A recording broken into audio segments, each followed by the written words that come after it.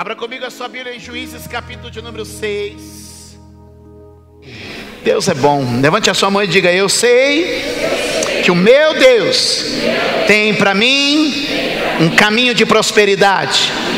Diga: eu quero repreender toda obra do mal na minha mente, no meu coração, nas minhas mãos, no meu trabalho e por onde eu passar.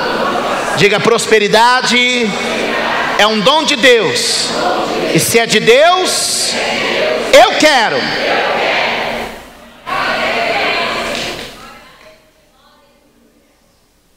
Capítulo 6 diz assim: porém os filhos de Israel fizeram o que parecia mal aos olhos do Senhor, e o Senhor os deu na mão dos midianitas por 7 anos.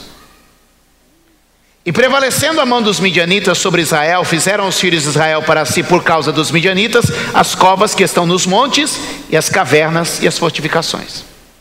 Porque sucedia que, semeando Israel, subiam os midianitas e os amalequitas, e também os do Oriente com ele, contra ele subiam, e punham-se contra eles em campo, e destruíam a novidade da terra até chegarem a Gaza, e não deixavam mantimento em Israel, nem ovelhas, nem bois, nem jumentos. Porque subiam com os seus gados e tendas, e vinham como gafanhotos em tanta multidão, que não se podiam contar, nem a eles, nem aos seus camelos, e entravam na terra para a destruir. Amém?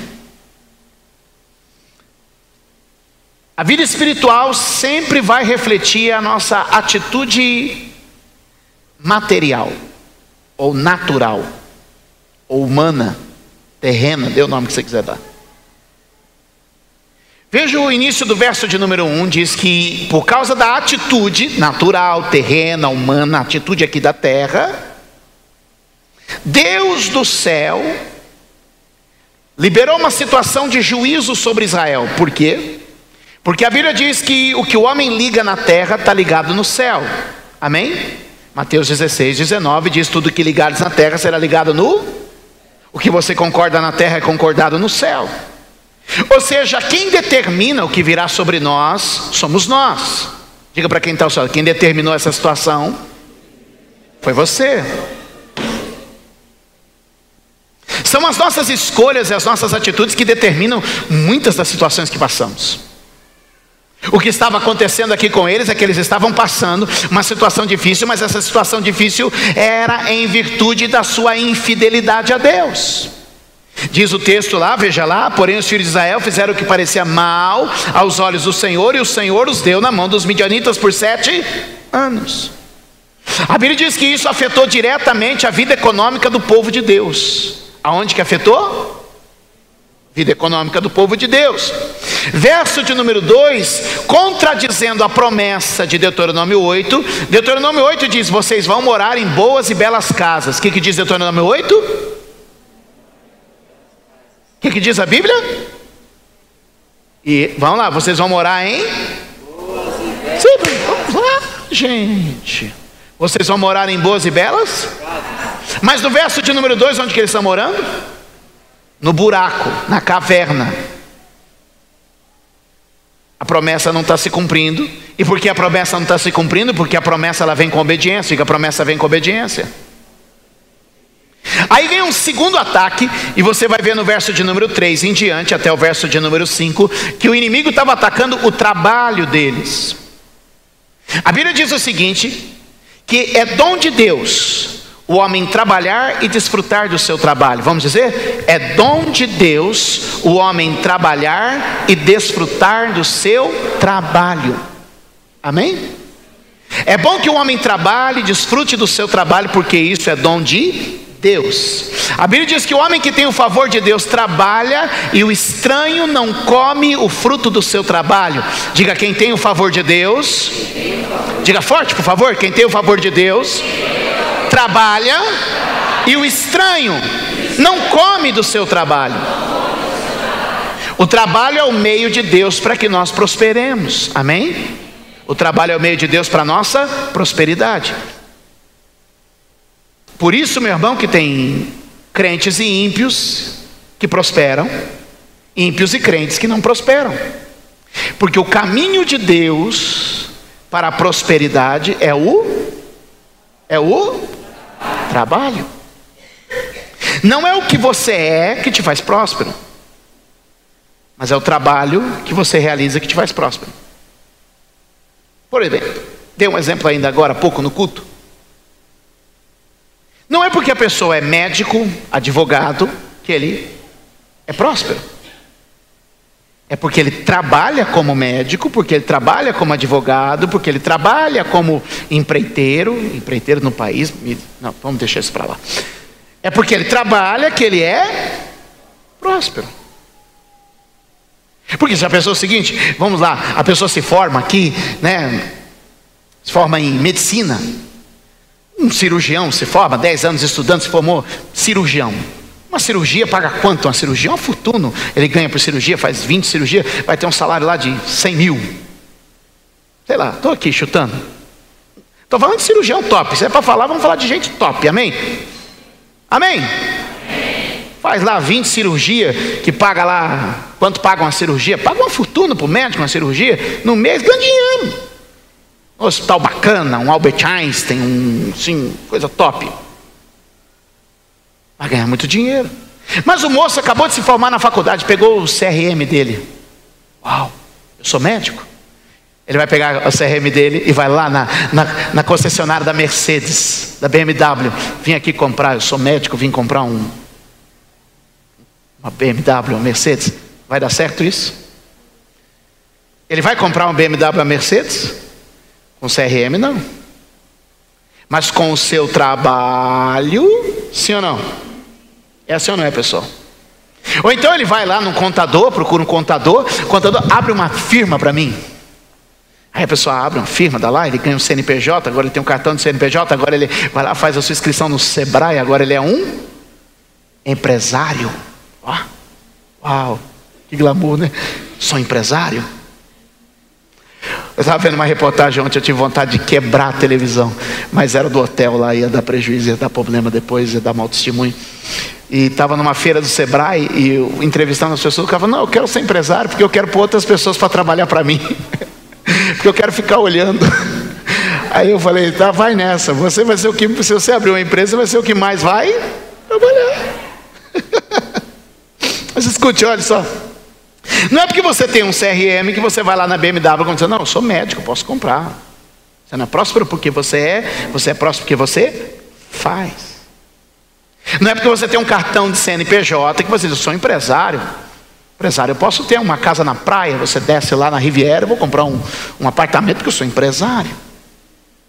É assim? Não é. Não é porque você é porque você faz. Olha o que a Bíblia diz no Salmo 1, verso 1, capítulo 1, verso 3, no Salmo 1, verso 3, ele diz assim, ó, e tudo quanto fizer, diga comigo, prosperidade é fazer. É pelo trabalho que nós prosperamos. Quantos podem dizer amém? Amém? Glória a Deus. Quem entende isso? Qualquer pessoa que trabalhe vai prosperar. É pelo trabalho que nós prosperamos. Esse é o caminho. Esse é eu vou trabalhando, vou desenvolvendo, e conforme eu trabalho eu vou recebendo a prosperidade. Vou conquistando, vou recebendo, vou tendo. Agora veja o texto. Todas as vezes que Israel começava o seu trabalho de semeadura, aplicar o seu projeto, o que acontecia? O inimigo vinha e consumia. E por que o inimigo vinha e consumia? Porque eles estavam em falta com Deus, diz o verso 1. Quando nós estamos em falta com Deus, querido, nós abrimos portas para que o inimigo venha e consuma o nosso trabalho. Então, a maioria das pessoas, sim, tem uns que não gostam muito de trabalhar. Eu sei que você está pensando naquele parente seu que não gosta de trabalhar. Você riu, né? Eu sei. Mas a maioria das pessoas é trabalhadora. Sim ou não? A maioria das pessoas é. O problema é que quando ele trabalha, alguma coisa vem e rapa. Alguma coisa vem e rapa. Então o problema não é que ele não tem falta de vontade de trabalhar, está faltando alguma coisa. Eu vou dizer o que é isso? A bênção de Deus. A bênção de Deus. Então o Senhor abençoa, aí ele prospera. Mas se Deus não abençoa, não prospera. mas trabalha. E o que o texto está dizendo é que todo ano eles trabalhavam. Mas todo ano alguma coisa vinha aí, rapava. E aí o que Deus vai fazer para começar a libertar as pessoas? O que Deus está fazendo aqui agora. Verso de número 6, a Bíblia diz assim: assim Israel empobreceu. E por que Israel empobreceu? Pela presença do inimigo entre eles. Cutuca quem está do seu lado e diga: vamos derrotar esse inimigo hoje?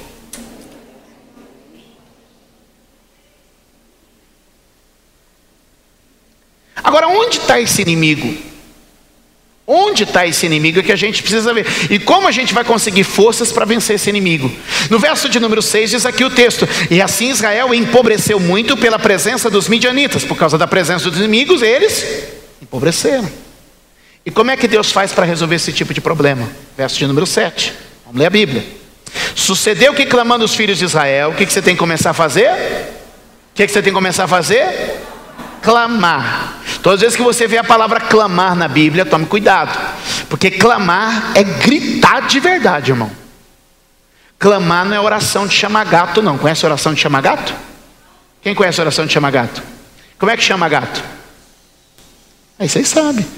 Tem gente que vai orar, parece que está chamando gato. É verdade ou não é?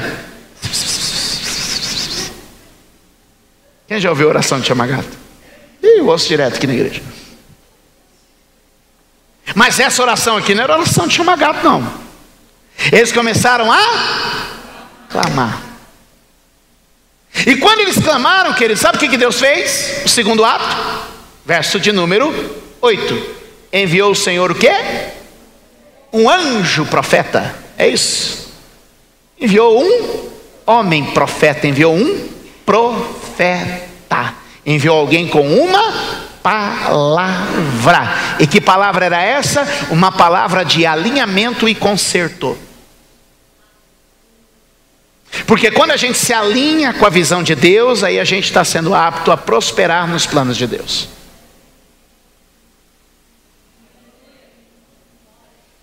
O que eu estou falando aqui não é de coisa de você ser um milionário, mas eu estou falando de você ter a bênção do Senhor no seu trabalho.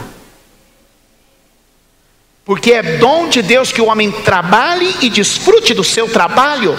E eu não posso abrir mão de que você trabalhe e desfrute do seu trabalho. Porque a maioria das pessoas é trabalhadora e a maioria das pessoas não desfruta. Porque está faltando esse tipo de bênção sobre ele. E esse tipo de bênção vai voltar para nós quando Deus conseguir. Olha, que você ouça uma palavra. E é por isso que eu prego aqui isso para você.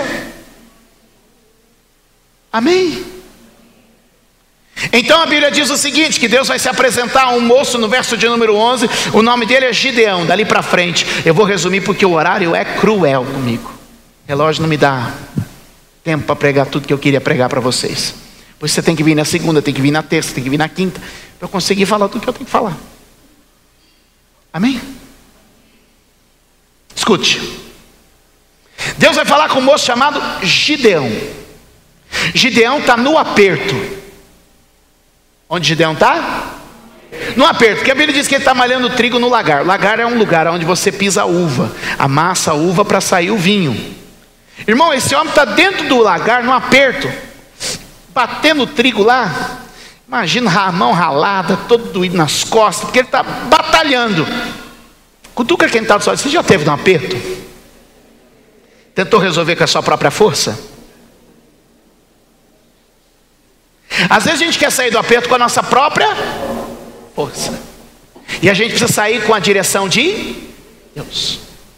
Ele está lá no lagar. Meu irmão, pensa o lagar. O lagar é um tambor. Imagina você dentro de um tambor, de um tonel, de uma coisa assim, um recipiente. E lá dentro tendo que bater o trigo. A eira é um lugar aberto, que é lá que malha trigo. Lagar é para tratar a uva. A eira é para tratar o trigo. Mas ele está lá no lagar porque ele está dizendo assim: eu vou me esconder aqui e vou tentar. E o anjo de Deus se coloca perto dele, falando com ele. E aí tem duas mentiras, duas questões que Deus tem que tratar. Se você entender isso essa noite, vai começar a mudar a sua história. O anjo se coloca: e aí, rapaz, como é que tá? Estou aqui tentando, estou lutando, porque essa é a conversa, né? Matando um leão por dia, escondendo o trigo aqui do povo aqui. Eu vou sair dessa, se esforçando, ralando. Mas aí o anjo chega e fala para ele assim: ó, ei, vai sair dessa? Vou. O anjo apareceu e disse assim: ó, o Senhor é contigo, varão valoroso. Deus sempre vai ter uma palavra de ânimo e coragem para nós. Quem crê nisso? Mas alguns vão dizer assim: mas esse anjo é um pregador de motivação. Ei, anjo de motivação, esse negócio não é do evangelho, não é de Deus. O anjo chega assim: vai nessa força, varão valoroso.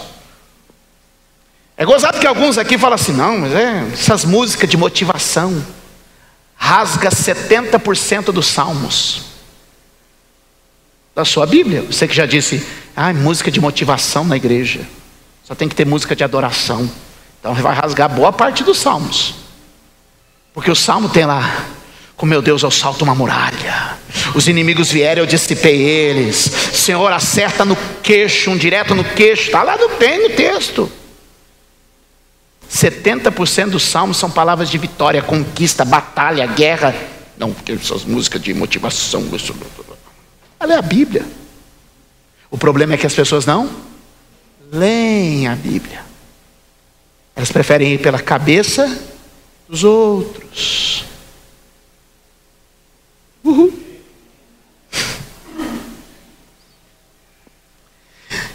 Gideão, quando Deus dá uma palavra de ânimo para ele, olha a primeira mentira que Gideão acredita. Mas Gideão lhe respondeu, verso 13: ai, Senhor meu, se o Senhor é conosco, por que tudo isso nos sobreveio? E o que é feito de todas as suas maravilhas que nossos pais nos contaram, dizendo: não nos fez o Senhor subir do Egito? Porém agora o que ele diz no final?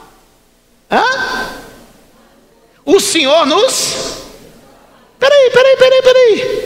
O que a Bíblia está dizendo aqui no verso de número 1? Quem abandonou quem? Quem abandonou quem? Deus abandonou Israel ou Israel abandonou Deus? Verso 1 aqui: porém os filhos de Israel fizeram o que parecia. Quem deixou o caminho de Deus? Israel. Verso de número 10 do capítulo 6, olha aí: eu vos disse, eu sou o Senhor vosso Deus, não temais os deuses dos amorreus em cuja terra habitais, mas não destes ouvidos a minha. Quem deixou quem? Israel deixou Deus ou Deus deixou Israel? Primeira mentira na cabeça de Gideão, qual é? Não, Deus deixou a gente. Deus abandonou a gente à nossa própria sorte.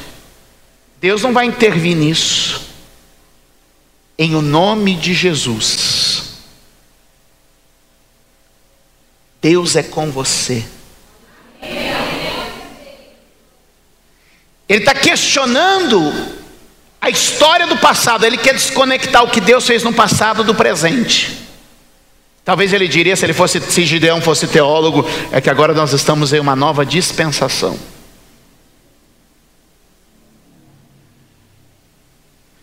É que no passado Deus fez assim, mas no presente Deus é diferente. A minha Bíblia diz que Deus é o mesmo hoje, ontem e vai ser sempre. Quanto pode dizer amém? Quem está me entendendo aqui hoje? Olha onde Deus quer nos levar como raciocínio. O Espírito Santo está dirigindo isso aqui, gente. É o Espírito Santo está conduzindo esse momento para trazer uma verdadeira libertação para nós nessa área. Quantos podem dizer amém? E aí Deus vai dizer assim: que é isso? Você está achando que sou eu, rapaz? Verso de número 14, e o Senhor diz para ele: então o Senhor olhou para ele e disse: vai nessa tua força. O que aconteceu com esse som? E livrarás a Israel da mão dos midianitas, porventura não te enviei eu? Aí ele vai apresentar a segunda desculpa, a segunda mentira. Veja o que ele diz lá. É essa hora, tá vendo? Satanás, sai desse som agora, em nome de Jesus. Esse povo vai ser liberto hoje. Vai. A mente vai destravar hoje aqui nesse lugar. Vai destravar. Quem acredita nisso vai destravar. Amém? Aí ele vai dar a sua segunda desculpa.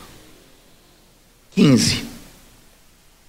E ele lhe disse: ai, Senhor meu. Presta atenção.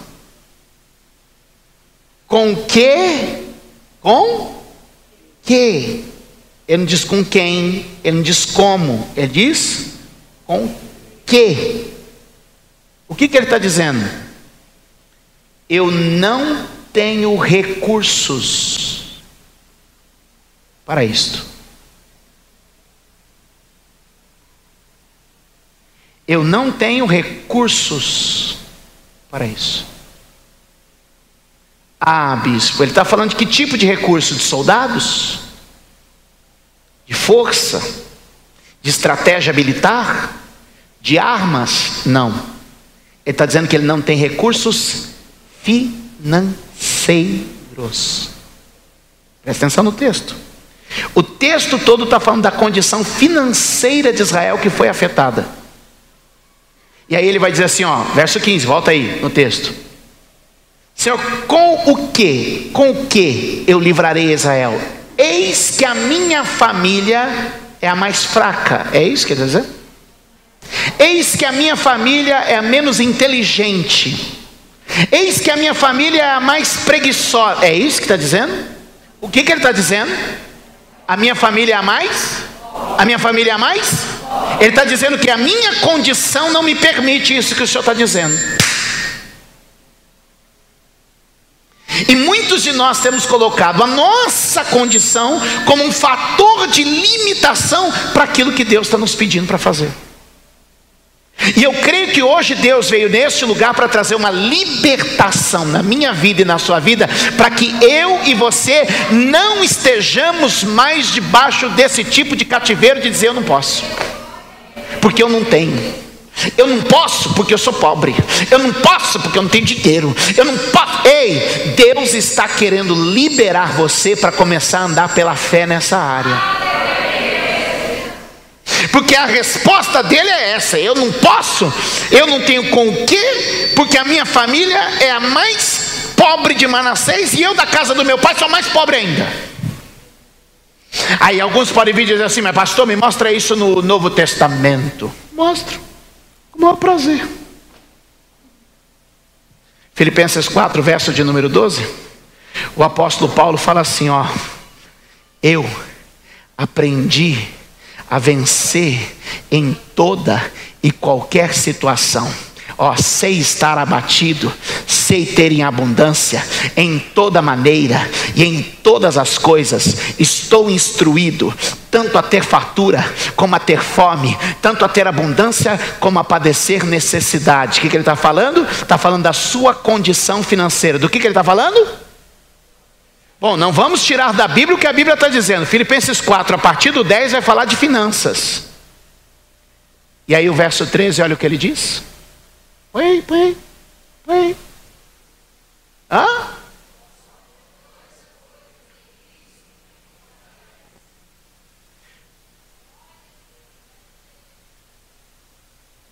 Sim, porque tem gente que fala assim, eu não gosto dos pregadores de prosperidade, e eu não sou pregador de prosperidade, sou pregador da Bíblia. Porque pega um texto fora do contexto, mas o texto de Filipenses 4 em diante, 10 em diante, está falando de finanças. E Paulo diz o que a respeito? Põe lá 4,13. O que ele diz a respeito das finanças?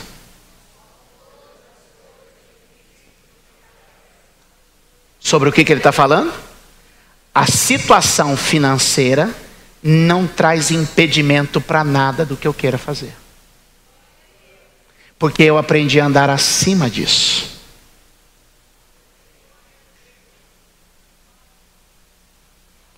Sabe qual é o nosso problema?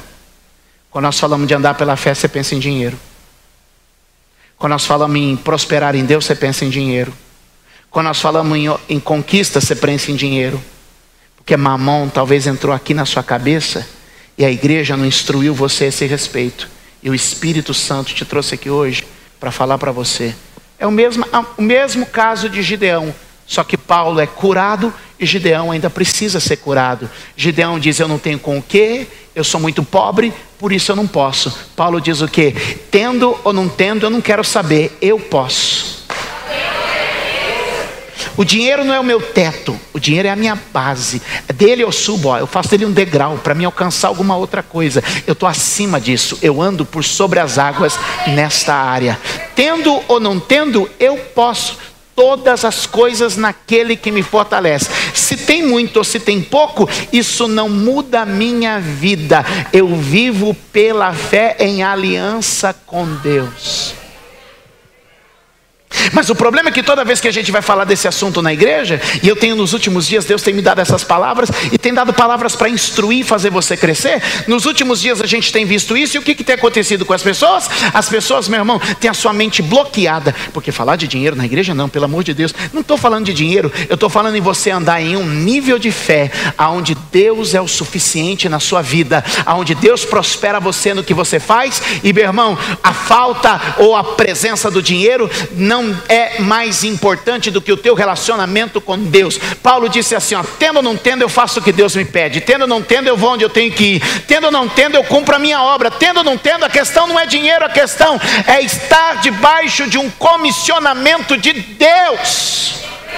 Deus acaba de dizer para ele no verso 14, vai meu filho, porque eu estou te mandando, e se eu estou te mandando eu vou prover, se eu estou te mandando eu vou dar a condição, se eu estou te mandando eu vou abençoar, se eu estou te mandando, ei, você fica dizendo, mas quando que eu vou ter a minha casa? Deus já disse, eu vou te dar a tua casa, vai atrás. Deus já disse, eu vou formar seus filhos, vai atrás. Deus já disse, eu vou te abençoar, vai trabalhar, porque o Senhor vai te abençoar e esse inimigo vai sair. Deus vai fazer a diferença na minha vida e na sua vida hoje, eu creio.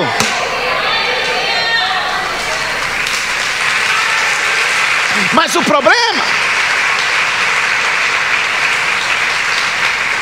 é que a nossa mentalidade é de Gideão, não é de Paulo. Não tem com que, Deus. O Senhor tem que convir comigo que eu não tenho com que, e a minha família é pobre. E Deus diz para ele o que no verso de número 16? Rapaz, não é o que você tem, não é quanto a sua família tem. Verso 16, veja aí, veja. O que diz aí? Porquanto eu hei de ser contigo. Deus é comigo, meu irmão. Se tem ou se não tem, eu já não vivo mais debaixo desse jugo. Eu já não vivo mais debaixo dessa dependência. A palavra mamon, ela nasce da raiz sustento. Quando a pessoa está debaixo de mamon, é porque ela fica preocupada com o seu sustento. Quem me sustenta e quem te sustenta é Deus. Quem provê para a tua vida é Deus. Eu sei que talvez seus ganhos estejam limitados, salário com problema, empresa, isso, aqui. Ei, você continua podendo todas as coisas naquele que te fortalece. Você não é Gideão, você é Paulo. Você não está enfermo na fé, você não está afastado do altar, você está na presença de Deus. E eu estou acreditando que tem uma unção de libertação aqui agora. Você pode levantar sua mão aí. Senhor, muda a nossa mente, muda a nossa história. A gente vem falar aqui da bênção do Senhor e a pessoa pensa em dinheiro. Meu irmão, o dinheiro é pequeno, o dinheiro é limitado, o dinheiro pode alguma coisa, mas Deus pode tudo. Deus diz que a gente vai comprar sem preço, sem dinheiro. A gente vai viver pela fé. Vai abrir porta, vai chegar recurso, Deus vai abençoar. Deus vai cuidar, Deus vai zerar essa situação, Deus vai entrar com ela. Mas você precisa liberar a sua mente para te saber assim, Deus está me mandando sair dessa situação. Chega de tentar andar na minha força. Eu preciso ter aliança com Deus. Eu preciso parar de tentar lutar dentro do lagar, me esfolando, me apertando para salvar alguma coisa. Deus está dizendo, não é esse o futuro, não é esse o plano, não é essa a ideia. Deus veio para que a gente tivesse vida e vida com abundância. Quantos podem dizer amém? Deus veio para que a gente tivesse uma vida próspera e abençoada. Quantos creem nisso? Oh, meu amado, eu não queria me demorar nessa palavra, mas o Espírito Santo está me incomodando para falar com vocês. Quantos querem receber essa libertação aqui hoje? Ei, escute o que eu vou lhe dizer agora. João capítulo 10, verso de número 10, Jesus disse assim: eu vim para que tenham vida e a tenham em... Eu vim para que tenham vida e a tenham em abundância. Mas o que ele diz antes de dizer isso no versículo? Ele diz assim: o ladrão veio matar, roubar e destruir, mas eu vim para que tenham vida e vida em... Quem é o ladrão? Não é o diabo. Nunca foi. Nunca foi. Há 10 anos eu ensino isso nessa igreja. Quem é o ladrão? Vou contar a história para você, você vai entender por que tem gente limitada, presa, parada. João capítulo de número 9. Tinha um moço cego de nascença, sentado à beira do caminho. Jesus passa com ele, com seus discípulos. E os discípulos perguntam assim: quem pecou? Este ou seus pais, para que ele nascera cego? Jesus diz assim: nem ele, nem seus pais. Foi assim para que nele se manifeste as obras de Deus. Jesus diz assim: enquanto estou no mundo, eu estou citando João 9 inteiro para você. Enquanto estou no mundo, eu sou a luz do mundo. Vamos caminhar enquanto é dia, porque quando vier as trevas ninguém pode andar. Só é possível andar na luz. Então Jesus foi e cuspiu no chão, fez um lodo da sua saliva e terra, e untou os olhos do cego, e disse a ele: vai ao tanque de Siloé, lava os teus olhos. E a Bíblia diz que ele foi, lavou e voltou vendo. Quando ele volta vendo, a vizinhança toda se alarma, porque ele era o ceguinho da esquina ali pedindo esmola, e todo mundo diz assim: oh, mas é ele? Parece com ele. Não, não é ele. Não pode ser. É, não é. É, não é. E vão perguntar: mas é você mesmo? Ele diz: sou eu. O caso se torna tão grave que os fariseus então ficam sabendo e levam o moço para dentro da sinagoga. Lá dentro da sinagoga começa uma verdadeira inquisição. Talvez alguém queira corrigir o meu português. Calma. Eu sei que quando faz pergunta é inquirição, inquirir, mas eu estou dizendo que é uma verdadeira inquisição, que é uma verdadeira caça às bruxas. Fazem uma verdadeira inquisição. E nessa inquisição, e aí, como é que foi? Ele falou: ó, o homem fez assim, fez o lodo, tacou no meu olho e disse: vai até o tanque, lava, e eu estou vendo. Esse homem é um pecador, porque era sábado dia. Ele falou: você é pecador? Eu não sei. O que ele é? Eu não sei. Eu só sei que eu era cego e que agora eu vejo. Escute. Não contente, os fariseus mandam chamar os pais. Quem é pai deve pensar o seguinte: meu Deus, como esses pais não deviam estar, né? Feliz, contente, celebrando. Mas não. Chamaram os pais dele e disseram assim: esqueci da oferta não, vou voltar já já, viu? Fica tranquilo aí. Os pais deles fizeram assim: e aí, seu filho era cego? Aí o pai fala assim: não quero falar desse assunto não. Mas o que aconteceu? Não sei. Como foi? Não sei. Peraí, como assim? Não sei. Ele já tem idade, fala com ele. Cutuca quem está do lado, diga: tem alguma coisa de muito estranha com esses pais. Sim ou não? Sim ou não? O que justifica esse comportamento? Eu vou te falar já. Essas pessoas não estavam desfrutando a bênção de dentro da sua casa. E sabe por quê? Porque a religião lhe estava roubando isso. A Bíblia diz assim: que eles não falaram a respeito, porque dentro da sinagoga onde eles participavam, já havia sido ajustado. Isso deve estar lá pelo João 9, 22, 21, mais ou menos isso. Já haviam ajustado que se alguém falasse de Jesus, ia ser expulso. E eles pesaram na balança entre ser expulso da nossa religião e o nosso filho ser curado. Eu fico com a minha religião. Está na Bíblia, gente. Está na Bíblia. A religiosidade engessa. A religiosidade limita. As pessoas não conseguem desfrutar da bênção de Deus por causa da sua religiosidade. Olha só. Jesus encontra o moço depois e fala para o moço: e aí? Como é que tá? Estou vendo, maravilha. E aí, você crê no Filho de Deus? E ele falou: quem é ele para que eu creia? E Jesus disse: sou eu que falo contigo. E ele disse: eu creio. E adorou Jesus como o verdadeiro Filho de Deus. Então os fariseus se voltam contra Jesus. E aí Jesus começa o seu sermão de João 10. E ele diz assim: eu sou o bom pastor, eu dou a vida pelas minhas ovelhas. Todos quanto vieram antes de mim são ladrões e salteadores. O que ele está dizendo?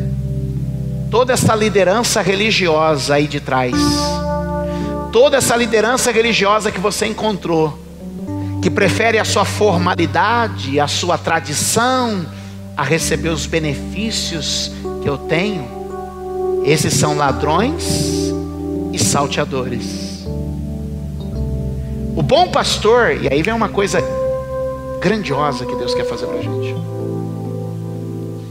Jesus não é um pastor que vai nos confinar em uma situação. O texto de João 10 diz assim: olha, quando o pastor chega, as ovelhas ouvem a sua voz, a porta se abre e ele as tira para fora. A ideia de Jesus para nós nunca foi no aprisco. O aprisco nunca foi a ideia de Deus. A ideia de Deus nunca foi confinar a gente, foi sempre liberar a gente. O problema é que a nossa tradição coloca a gente no aprisco. A ideia de Deus nunca foi que a igreja fosse um aprisco. Que isso, bispo? Leia a Bíblia. Eram 100 ovelhas, uma se perdeu. Aonde o pastor deixou as 99? Onde? Não ouvi, gente. No deserto. A música do Oséias de Paulo é que fala que deixou no aprisco. Nunca que Jesus pôs uma ovelha no aprisco. O que Jesus foi tirar a ovelha do aprisco. Está escrito lá, Lucas 15, 4. Deixando as 99 no deserto, foi em busca da que se havia perdido. Verso 5, encontrando-a, tomou-a no colo e alegrou-se dele. Verso 6, e entrando em sua casa, chamou os seus amigos e vizinhos e festejou com eles. Aí alguém diz: tá vendo? Foi para dentro da casa. Verso 7, diz assim: portanto eu vos digo, que há mais alegria no céu em um pecador que se arrepende, do que em 99 justos que não precisam de salvação. O que Jesus está dizendo? Que ele veio tirar a gente desse conceito religioso de aprisco, levar a gente pelo deserto dessa vida, nos sustentando, nos mantendo, dando pastagem, dando água fresca e pura, para que a gente possa chegar na nossa casa, lá no céu, celebrar a salvação em Cristo Jesus. O que Deus está fazendo hoje é tirar a gente do lagar apertado. Lembra do lagar apertado? Aquele lagarzinho apertado de Gideão ali tentando malhar o trigo, apertadinho, fechadinho. E Jesus está dizendo: sai daí, meu filho, sai daí. Eu quero você aqui fora. Eu quero você aqui caminhando, eu quero você aqui andando, eu quero você aqui progredindo, eu quero você avançando, eu quero você melhorando. Gideão é o menor do menor, Gideão é o mais pobre dos pobres, e é isso que Deus está fazendo. Ele está pegando gente aqui do aperto e diz: eu vou te tirar desse aprisco e eu vou te levar por um caminho de vitória.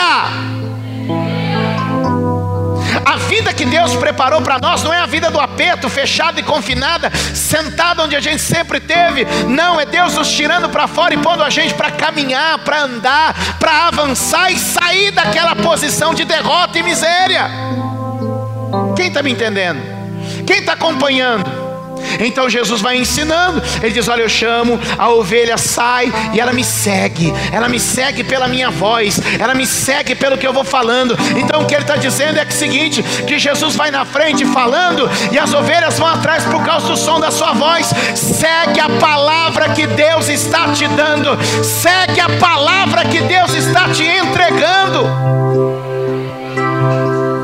e Ele vai te conduzir, Ele vai te levar. Mas a religião quer pôr você no aprisco, quer pôr você dentro do lagar, para malhar o trigo e ficar ali apertadinho, parado na vida toda. Eu sou o menor, eu sou pequenininho, eu sou o menor, eu sou o pequenininho. Jesus está dizendo: vem, me segue, eu hei de ser contigo, eu vou à tua frente, eu vou andar com você. Sai dessa posição. Então, falando desse moço que estava sentado miserável em João capítulo de número 9, Jesus diz assim: olha, o ladrão veio roubar, matar e destruir. Tudo que eu tenho para vocês, tudo que eu tenho para dar, tudo que eu tenho para oferecer, mas vocês não podem nem falar, nem comemorar um milagre, nem celebrar uma bênção. Por quê? Porque vocês têm que ficar fechados dentro da sinagoga. E alguns estão ficando fechados dentro da igreja. A segurança do rebanho, pelo que eu entendo do texto, Lucas 15:4, não são paredes. A segurança do rebanho é estar junto, é estar congregado nesse caminho pelo deserto. O problema da ovelha é que ela estava sozinha, não estava congregada. Quem está me entendendo? Quem está me entendendo? Se a gente congrega, a gente vai junto, vai firme. Quem está me entendendo? Isso, mas por que nunca me falaram isso? A vida toda me disseram que o ladrão é o diabo. A vida toda me disseram que as 99 ficaram no aprisco. É isso que eu estou querendo mostrar para você. Que a vida toda a gente deixou de ler a Bíblia, e por isso a gente ficou confinado, ficou preso, aderindo a ideias humanas. E Deus está querendo tirar você para fora. Deus está querendo tirar você para o caminho, para que você comece a avançar. Você é Paulo, você não é Gideão. Você é como Paulo. Paulo disse assim: olha, esquecendo-me das coisas que para trás ficam, eu prossigo para aquelas que estão adiante de mim. Deus tem coisas à frente, Deus tem coisas à sua frente. Comece a avançar, comece a avançar, comece a ir adiante. Então Jesus pega aquele moço cego, miserável, que agora é liberto, e a religião quer confiná-lo, está confinando os seus pais. Os seus pais têm o maior milagre. Irmão, eu trocaria tudo pela visão de um filho. Eu trocaria tudo pela saúde do meu filho. Eu trocaria qualquer coisa pela vida dos meus filhos. Mas aqueles pais não trocavam a sua religião, a sua tradição, a sua maneira de pensar, o seu temor por alguém que lhes ensinou alguma coisa que não era verdadeira. E tem muita gente que está deixando de levar milagre, bênção e vitória para a sua casa. Sabe por quê? Porque a sua tradição. Eu vim aqui hoje para ser profeta e pôr o dedo na sua cara mesmo, não tem jeito. Queria chegar eu aqui hoje e falar de coisas bonitas e belas, mas não é isso que o Espírito botou na minha boca. Quer ficar bravo comigo? Fica. Quer ficar com raiva de mim? Fica. Mas eu vou te dizer uma coisa: quando eu chegar no céu, eu sei que ninguém vai me cobrar uma palavra, porque tudo que Deus tem colocado na minha boca eu tenho entregado para essa igreja. E eu vim aqui hoje dizer para você o seguinte: que talvez tem alguns aqui que não estão levando para casa a sua bênção, porque ainda estão presos no que alguém lhe disse. Aqueles pais, por causa do pensamento de algum, preferia ver o filho sentado na sarjeta mendigando, do que ver o filho correndo e saltando, porque a sua religião lhe disse que se alguém falasse alguma coisa a respeito daquele milagre, ele ia ser expulso da sinagoga. Será que hoje os ensinamentos dos homens que estão entrando dentro da igreja não estão fechando a mente das pessoas? Não estão limitando o pensamento das pessoas? Será que não está na hora da gente começar a ler a Bíblia e ver a Bíblia, o que está escrito nela de verdade? E a gente parar de brincar de religião e começar a viver uma vida sincera, reta e ousada por meio da fé? Bispo, está escrito, irmão, só a gente precisa ler. Aí Jesus vai dizer assim: moço, você era cego, miserável, e os que vieram antes de mim eram ladrões, salteadores. Eles não estavam roubando dinheiro porque você não tinha dinheiro. Eles estavam roubando seu futuro, estavam roubando sua visão, estavam roubando sua esperança. Eles não estavam roubando seu dinheiro, você não tinha, você era miserável. O que eles estavam roubando de você? Sua capacidade, seu potencial, sua história. O que estava roubando de Gideão? Gideão estava roubando a sua tradição. Eu estou construindo um paralelo nas duas histórias para você ver que eu não estou fugindo da Bíblia, Antigo e Novo Testamento. Gideão, vai lá. Ele, não. O que eu aprendi é que no passado, não é isso que Gideão responde? O que eu aprendi é que no passado Deus fez, no passado aconteceu, no passado Deus foi, no passado Deus agiu, mas que agora não é mais. E aí a gente vai assimilando essas coisas.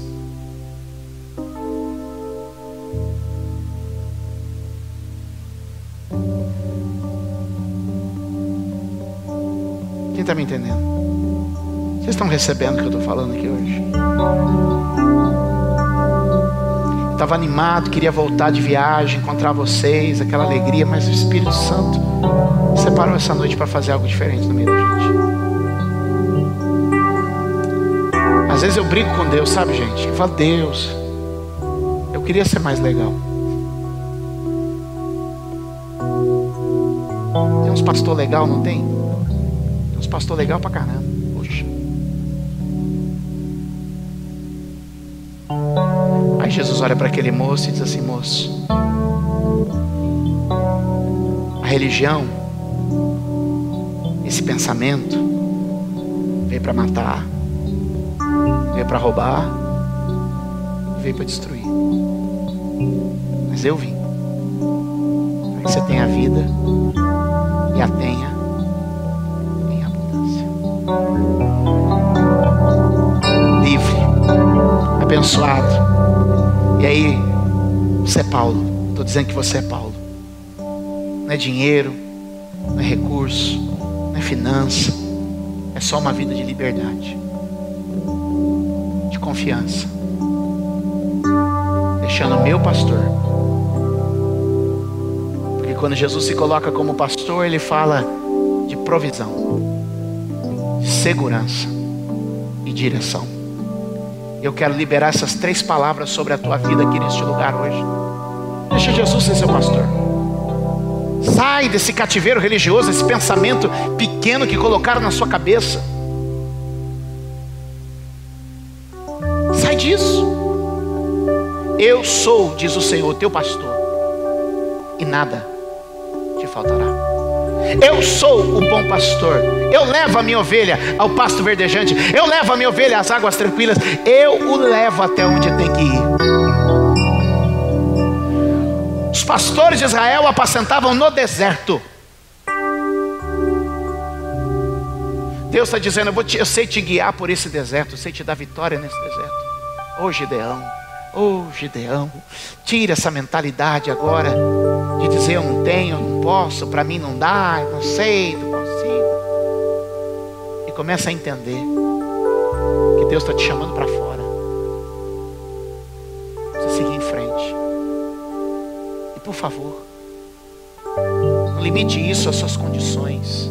O que eu esteja falando de casa, de carro, não estou falando de nada disso. Eu estou falando de viver o que Deus tem para nós. Eu estou falando de viver a vontade de Deus. E que muitas vezes a gente fica colocando na nossa vida limitação, paralisia, porque isso, aquilo, e Deus está dizendo seja livre, seja liberto. Volta para Gideão, o que a Bíblia diz? Ele fala, eu sou o menor, mas Deus diz para ele, eu hei de ser contigo.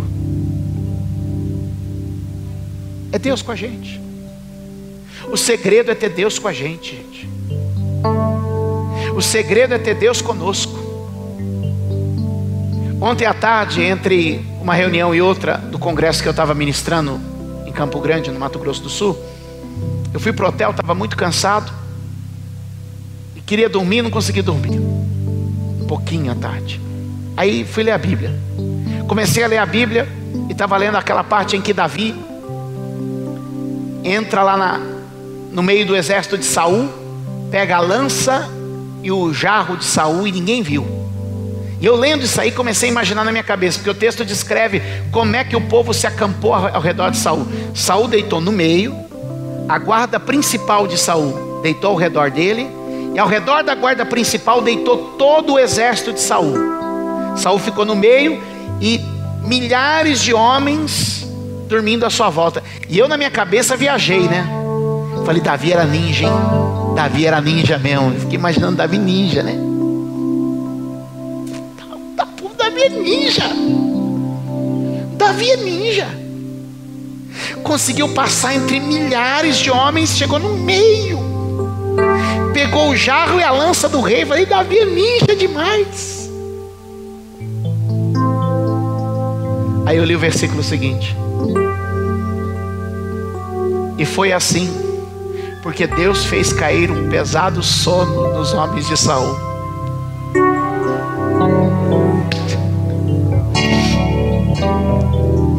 É Ele que faz, gente. Você vê aqui, Gideão, você vai vencer como se fosse um só homem. Gideão é ninja? Não. É Deus que põe sono no soldado de Saul.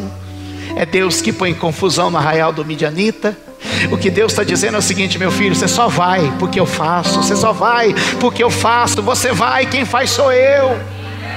Vai que sou eu quem faço. Você só vai.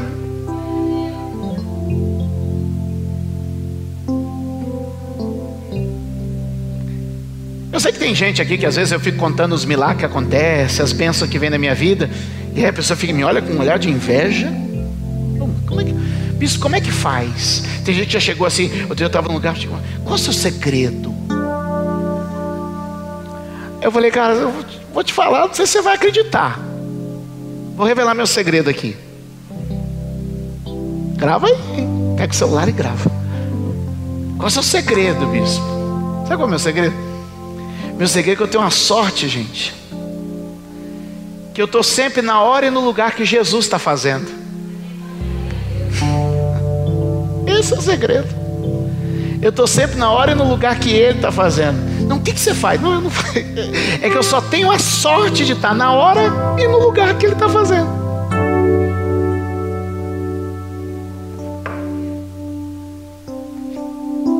Davi não era ninja. Gideão não era o Chuck Norris para vencer um exército.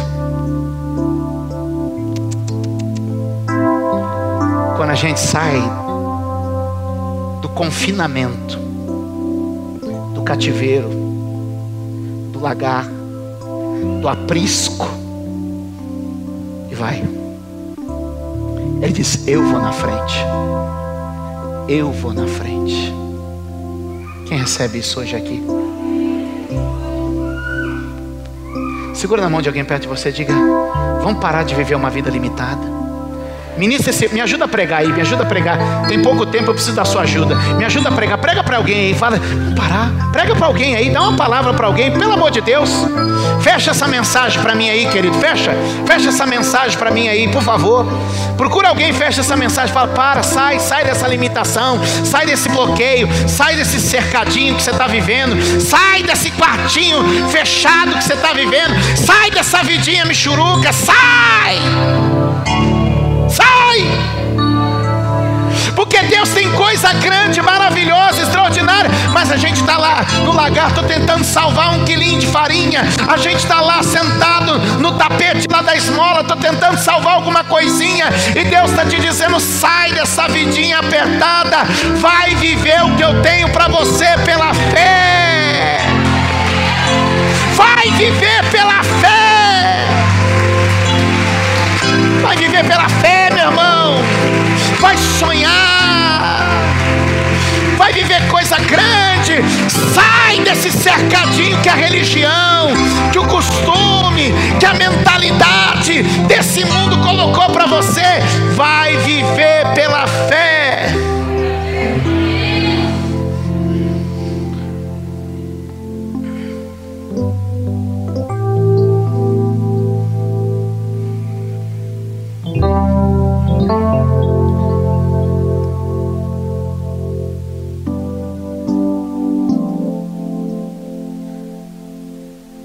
Quando, Gideão?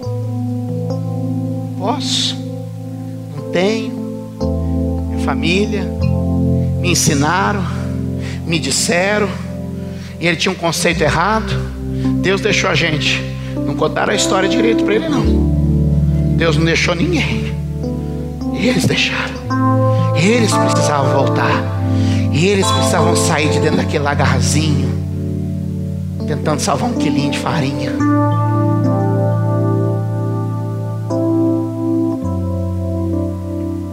Alguém acha que eu estou realmente falando de dinheiro aqui? Estou falando de vida. Diga para quem está perto de você: viver com Deus. Viver com Deus de verdade é voar sem asas.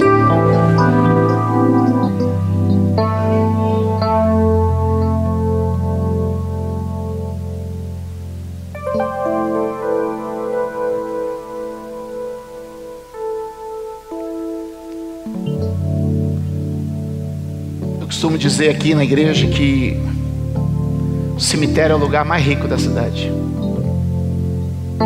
Tem tanta coisa enterrada lá. Lá no cemitério tem casa que nunca foi construída. Lá no cemitério tem música que nunca foi gravada. Lá no cemitério tem empresa que nunca foi aberta. Lá no cemitério tem invenções que nunca foram construídas. Lá no cemitério tem livro que nunca foi escrito. Lá no cemitério tem ministérios que nunca foram inaugurados, igrejas que nunca foram abertas. Lá no cemitério tem rádios, TVs que nunca foram ao ar. Sabe por quê? Porque todo mundo tem sonho. Todo mundo tem projeto, todo mundo quer ter alguma coisa, todo mundo imagina algo. Mas porque alguém disse não dá, não pode, não é para você, morre com a pessoa. É para debaixo da terra, sem nunca ter visto a luz. Até quando a nossa mentalidade vai ficar parada, limitada? E a gente vai limitar a nossa vida por aquilo que temos.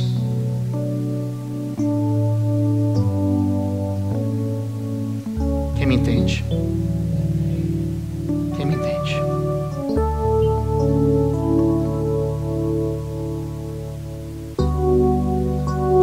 Junta com mais alguém do seu lado, sentado mesmo, cola com alguém. 2 ou 3, põe a mão sobre o ombro, dá a mão, mas ora com essa pessoa. Eu não quero fazer nada aqui não, eu quero que Deus faça na sua vida. Está na hora da gente ser livre, gente. Deus falou comigo, vai nascer aqui agora, ó, empresários, médicos, pastores. Vai nascer aqui agora sonhos, músicas, ministérios. Vão nascer aqui agora casas que vão ser construídas. Vai nascer aqui agora. Vai orando aí com essa pessoa. Vai orando aqui com essa pessoa. Vai orando aí, vai orando, vai orando. Vai dando glória a Deus. Oh, rabadarabaxandarabacere chorerebalabacere anderebalabachore anderebalabahas. Oh, ranamananamachore rebequetorobolobochore de cantarabalahasori andalabahai.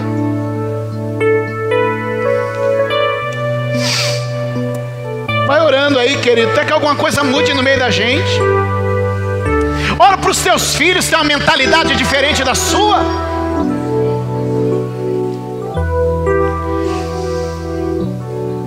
Ora para os teus filhos, tem uma mentalidade diferente da sua.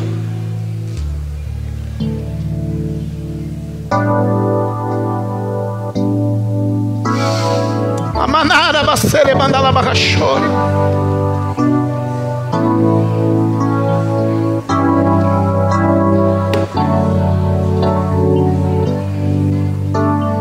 Jesus começa a liberar essa igreja para ter uma experiência de sair desse cercadinho que ela está vivendo, para entrar no teu caminho, meu Deus. Sair dessa vida limitada, numa série de aspectos e situações. Você acha que o seu casamento é para ser esse aperto? Você acha que a sua família, a sua vida espiritual é para ser esse aperto? Sai deste engano agora, irmão.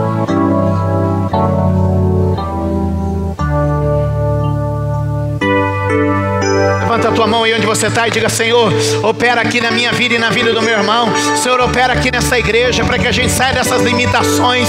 Eu não sou Gideão, eu sou como Paulo. Eu prossigo para o alvo, eu vou adiante, para o prêmio, para a chamada, para a obra de Deus. Levanta a sua mão e diga: eu vou perseguir o meu alvo, eu vou perseguir o meu projeto.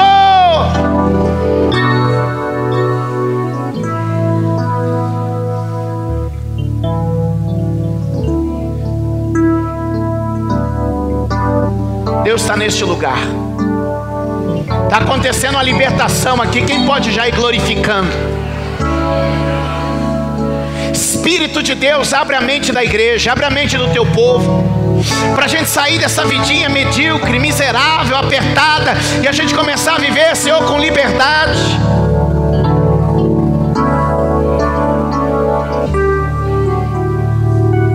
Levanta a mão e diga: eu não vou viver na limitação do salário.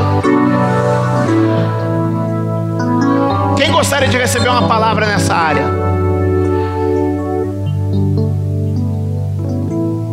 Como é que é isso, bispo? Mateus capítulo de número 20.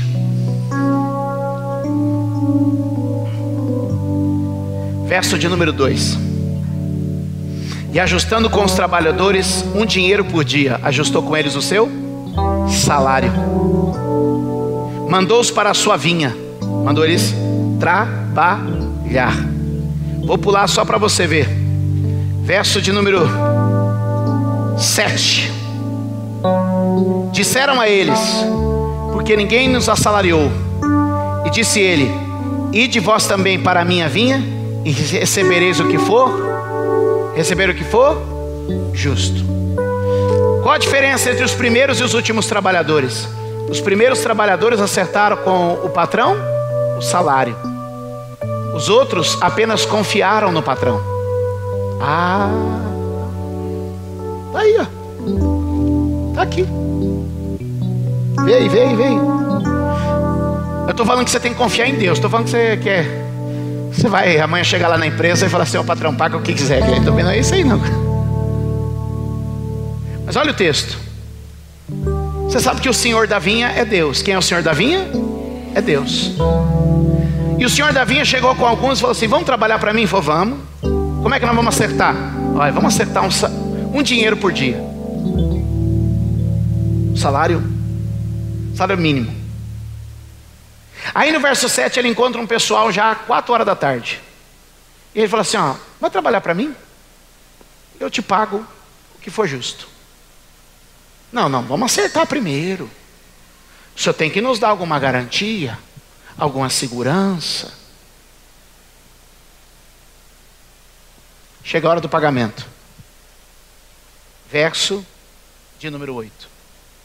Aproximando-se a noite, diz o Senhor da vinha a seu mordomo: chama os trabalhadores e paga-lhe o jornal, a diária, começando pelos últimos até os primeiros. O que diz o verso 9? Chegando ao que tinha ido perto da hora o 10ª, ou seja, trabalhou 1 hora só, receberam um dinheiro cada um.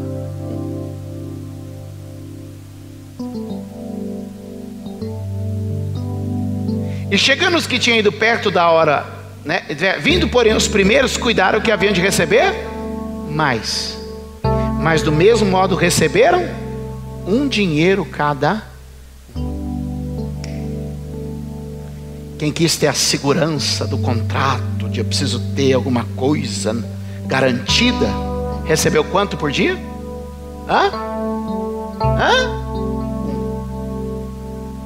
Quem apenas confiou no Senhor da vinha, recebeu quanto por hora? Eles trataram com Deus um salário. Quando você permite que Deus te conduza, Ele paga 10. O senhor da vinha não pagava um salário por dia. O senhor da vinha pagava 10. 10 vezes mais.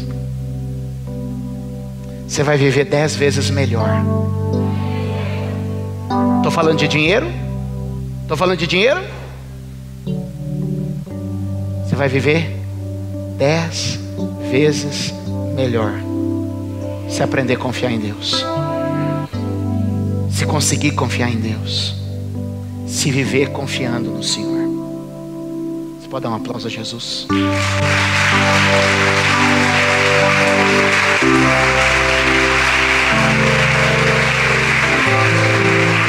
Você vai viver acima das suas possibilidades, além da sua condição,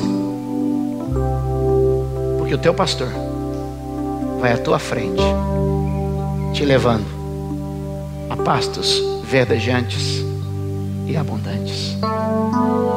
Vamos sair do aprisco, vamos sair do cercadinho, vamos sair de dentro do lagar, vamos viver a vida que Deus tem para nós. Deixa Deus te levar. Diz de novo para o teu irmão: andar com Deus é voar sem asas.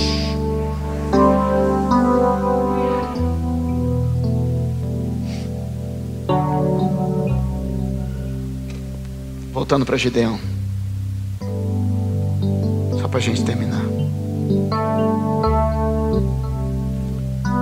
Gideão foi tão impactado por aquilo que o verso de número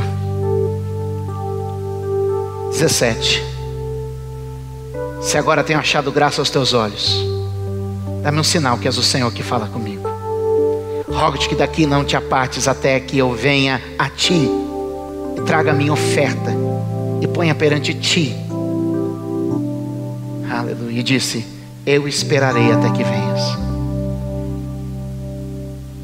Gideão disse: qual o primeiro ato daquele homem livre? Trazer uma oferta ao Senhor. Ele que dizia que era pobre e necessitado, inverteu: não, agora eu queria te dar um presente.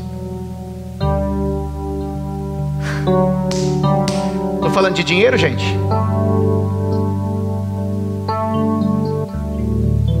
O Gideão, que era necessitado, depois de uma conversa com Deus, está querendo dar presente. O homem que dizia: eu sou o mais pobre dos pobres, eu não posso nada nessa vida. Ele disse: posso trazer um presente para o Senhor? Correu para dentro da casa dele. E olha como a sua miséria era mental e não econômica. Porque dentro da casa dele, ele tinha cabrito, ele tinha bolo, ele tinha farinha, ele tinha boi, ele tinha empregado, empregada, ele tinha trabalhadores, ele tinha servos e servas, ele tinha um bosque de árvores, ele tinha terras. Meu Deus, que pobre é esse? Gideão era pobre de verdade? Gideão nunca foi pobre. Na verdade, Gideão só estava preso dentro de um cercadinho que lhe impedia de viver todas as bênçãos que Deus já havia dado para ele.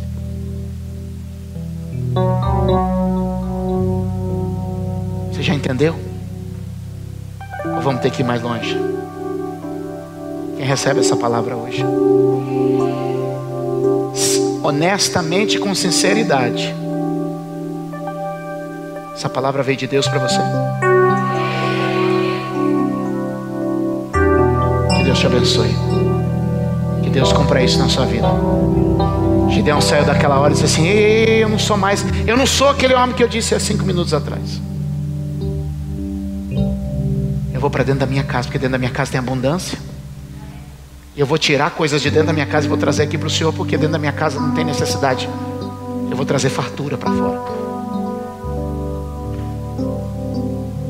Segue o texto, você vai ver o quão próspero Gideão era. Só que estava preso dentro de um lagar. Sua mente estava fechada. Eu estou falando com gente aqui que vai arrebentar, gente. Eu estou falando com gente aqui que pode muito mais do que imagina. Eu estou falando com gente que pode viver num outro nível de vida diferente. E não é por causa do dinheiro, não. É porque Deus está liberando você. Está libertando sua vida dos traumas, dos pesos, da consciência pesada, dos enganos de homens que muitas vezes pesaram sobre você com mentira e engano. Que Deus te liberte agora e que você possa hoje dar um aplauso bem forte a Jesus e agradecer a Ele, porque a gente é gente livre. Que a igreja tem liberdade, porque esse é o Espírito que Deus tem para nós, que essa é a verdade que Deus preparou para a sua igreja, que Deus está agindo nesse lugar, trazendo libertação para a minha vida e para a sua vida hoje. Sai, meu irmão, sai desse cercadinho que tem impedido você de avançar. Levanta a mão e diga: pela fé eu vou mais longe, pela fé eu vou além. Diga: com meu Deus eu saltarei as muralhas.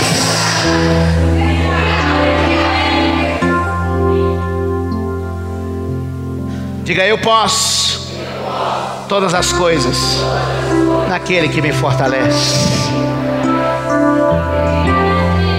Eu não tenho todas as coisas, mas eu posso todas as coisas. É o que Paulo diz. Você é Paulo, você não é Gideão. Ou você é o Gideão depois do encontro com o anjo de Deus. Diga para quem está ao seu lado, diga: o padrão continua o mesmo. Quando Deus quer libertar, Ele levanta um profeta.